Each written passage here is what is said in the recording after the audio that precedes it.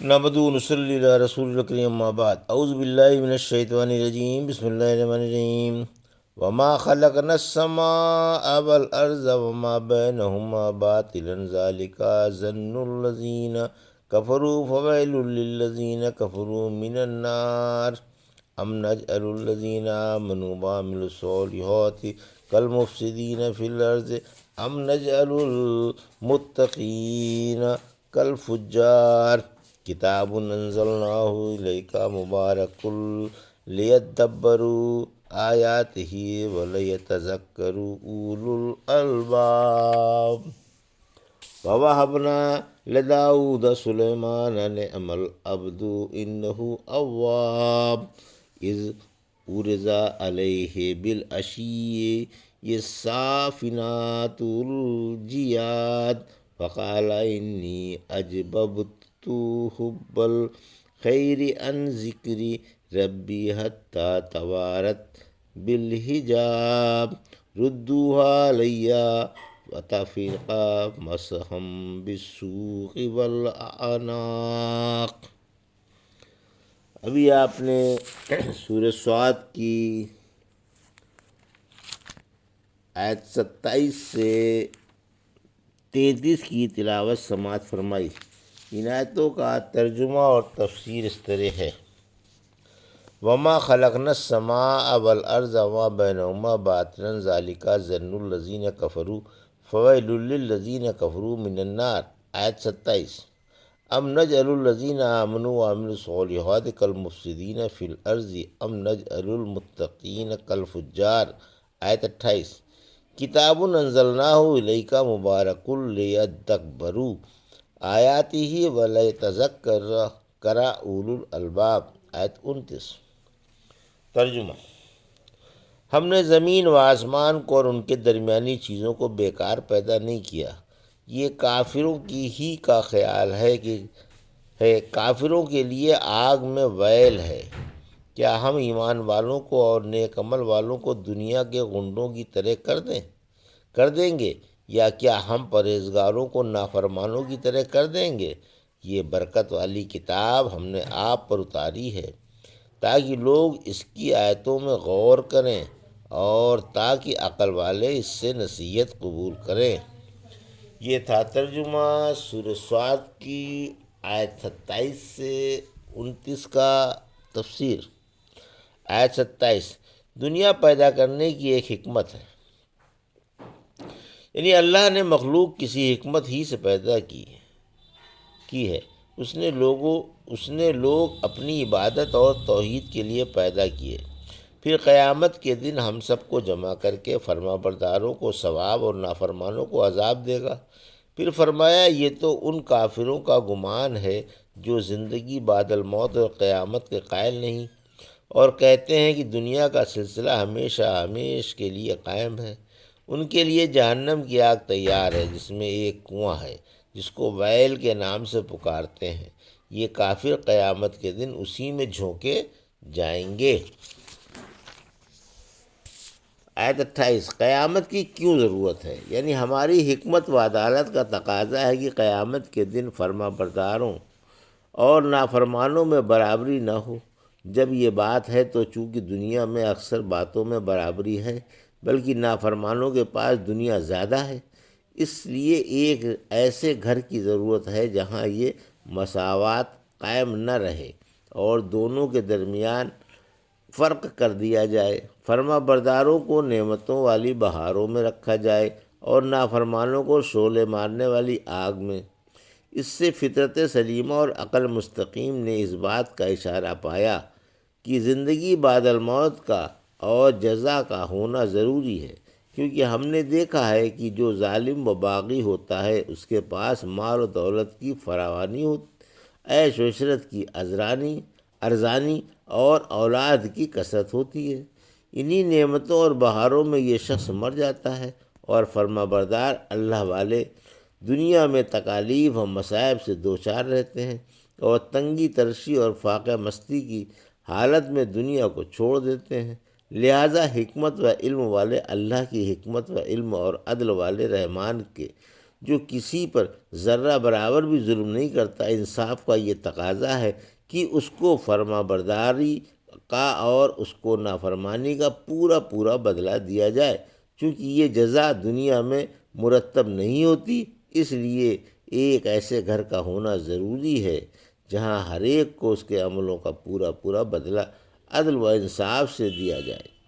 وہ گھر آخرت ہے جس کو دار الجزا کہا جاتا ہے، اور یہ دنیا دارالعمل ہے۔ دنیا میں جو جنس بوئی جائے گی، آخرت میں وہی کاٹ لی جائے گی۔ کیونکہ قرآن اغراض صحیح اور مقاصد عظیمہ کی طرف ہدایت فرماتا ہے، اس لیے حق تعالیٰ نے آنے والی آیت یعنی آیت 29 میں فرمایا کہ یہ برکت والی کتاب ہے، کتاب ہم نے آپ پر اتاری تاکہ لوگ اس کی آیتوں میں غور و فکر کریں اور ارباب دانش اس کی نصیحتوں سے فائدہ اٹھائیں۔ وَوَهَبْنَا لِدَاؤُودَ سلیمان نعم العبد انہ اواب، آیت 30۔ اذ عرض الیہ بالعشی صافنات الجیاد، آیت 31۔ فقال انی احببت حب الخیر عن ذکر ربی حتی توارت بالحجاب، آیت 32۔ ردوها علی فتفقا مسحم بالسوق والاعناق، آیت 33۔ ترجمہ: ہم نے داؤد کو سلیمان علیہ السلام بخشا، وہ کیسے اچھے بندے تھے، واقعی بڑے جھکنے والے تھے۔ جب تیسرے پہر ان کے سامنے ایک پاؤں اٹھائے ہوئے عمدہ گھوڑے پیش کیے گئے تو انہوں نے کہا کہ میں نے اپنے رب کے ذکر پر مال کی محبت کو ترجیح دی، یہاں تک کہ سورج پردے میں چلا گیا۔ انہیں میرے پاس لاؤ۔ آخر ان کی پنڈلیوں اور گردنوں پر ہاتھ پھیرنے لگے۔ یہ تھا ترجمہ آیت 30 سے 33 کا۔ تفسیر: سلیمان بن داؤد علیہ السلام کا بیان۔ اللہ نے حضرت داؤد علیہ السلام کو سلیمان جیسا بیٹا عطا فرمایا جو نبی بھی ہوئے اور بادشاہ بھی۔ فرمایا سورہ نمل کی آیت 16 میں سلیمان داؤد علیہ السلام کے وارث ہوئے، یعنی ورثہ نبوت کے ورنہ داؤد کے اور بھی بیٹے تھے جو ورثے کے حقدار تھے۔ سلیمان علیہ السلام کی کیا خصوصیت تھی؟ آپ کی 100 بیگمات تھیں۔ سلیمان علیہ السلام کی عہد حکومت کا ایک واقعہ۔ حضرت سلیمان علیہ السلام کے عہد حکومت میں آپ کے معائنے کے لیے تیسرے پہر کو ایک پاؤں اٹھائے ہوئے عمدہ گھوڑے پیش کیے گئے۔ صافنہ اس گھوڑے کو کہتے ہیں جو 3 پیروں پر اور چوتھے پاؤں میں ایک کنارے پر کھڑا ہوتا ہے۔ جیاد یعنی تیز رفتار گھوڑے، یہ 20 گھوڑے تھے جن کے پر تھے، یا 20,000 تھے۔ ایک دفعہ رحمت عالم صلی اللہ علیہ وسلم جنگ تبوک یا خیبر سے واپس تشریف لائے۔ عائشہ رضی اللہ عنہا فرماتی ہیں میری گڑیوں کے طاق پر پردہ پڑا ہوا تھا، ہوا جو چلی تو پردہ اڑ گیا اور گڑیاں کھل گئیں۔ پوچھا یہ کیا ہے؟ بولی میری گڑیاں۔ ان میں چیتھڑوں کا ایک پردار گھوڑا بھی تھا۔ پوچھا یہ کیا ہے؟ بولی یہ گھوڑا ہے۔ پوچھا یہ اس پر کیا لگا ہوا ہے؟ بولی پر ہیں۔ فرمایا کہیں گھوڑے کے بھی پر ہوتے ہیں؟ بولی آپ کو معلوم نہیں، حضرت سلیمان علیہ السلام کے پروں والے بھی گھوڑے تھے۔ یہ سن کر آپ ہنس پڑے۔ کہتے ہیں کہ آپ گھوڑوں کا معائنہ کر رہے تھے، اسی میں عصر کا وقت جاتا رہا۔ آپ نے ایسا جان بوجھ کر نہیں کیا بلکہ بھول گئے۔ رسول اللہ صلی اللہ علیہ وسلم بھی خندق کے موقع پر لڑائی کی وجہ سے عصر کی نماز نہ پڑھ سکے تھے، پھر غروب کے بعد پڑھی تھی۔ خندق کے موقع پر عمر رضی اللہ کا فرم کافروں کو کہہ سن رہے تھے کہ اے اللہ کے رسول صلی اللہ علیہ وسلم میں عصر کی نماز نہ پڑھ سکا اور سورج ڈوبنے لگا۔ فرمایا اللہ کی قسم میں نے بھی نماز نہیں پڑھی ہے۔ چنانچہ آپ وہاں سے ہٹ کر میدان میں آئے، سب نے وضو کیا، پھر سورج ڈوب جانے کے بعد پہلے آپ نے عصر کی نماز پڑھائی، پھر مغرب کی۔ مسح سوق و اعناق کی تفسیر۔ آیت 33۔ ابن عباس عنہ فرمانے نے کہا آپ ان کی پیشانیوں اور ٹانگوں پر ہاتھ پھیرنے لگے۔ ابن جریر کہتے ہیں کہ یہی قول صحیح ہے، قتل کرنا صحیح نہیں، کیونکہ بلا وجہ کسی جان کو مار ڈالنا اور اللہ کا مال ضائع کرنا محض اس بنا پر کہ ان کے معائنے سے نماز جاتی رہی روا نہیں، اور اس طرح بے گناہوں کا قتل جائز نہیں۔ ہاں یہ ممکن ہے ان کے شرع میں یہ چیز جائز ہو، خصوصاً اس صورت میں کہ آپ نے اللہ کے لیے ایسا کیا تھا، اسی لیے اللہ نے آپ کو گھوڑوں سے بہتر سواری عطا فرما دی، یعنی ہوا کو آپ کا تابع دار بنا دیا جو آپ کو آسانی سے جہاں چاہتے لے جاتی تھی۔ آپ صبح و شام ایک ایک ماہ کی مسافت طے کر لیتے تھے۔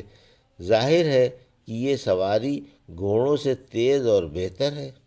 آج ہوائی جہاز کا زمانہ ہے کہ انسان فضا میں پرواز کر کے ایک جگہ سے دوسری جگہ منتقل ہو جاتا ہے، مگر اس زمانے میں ہوائی جہاز نہ تھے۔ یہ حضرت سلیمان کا معجزہ تھا کہ آپ فضائی سفر کیا کرتے تھے۔ یہ تھا سورہ صاد کی آیت نمبر 27 سے 33 کا ترجمہ اور تفسیر جو بھی آپ نے سماعت فرمائی۔ بارک اللہ لی و لکم فی القرآن الحکیم ونفعنی وایاکم بآیات الذکر الحکیم۔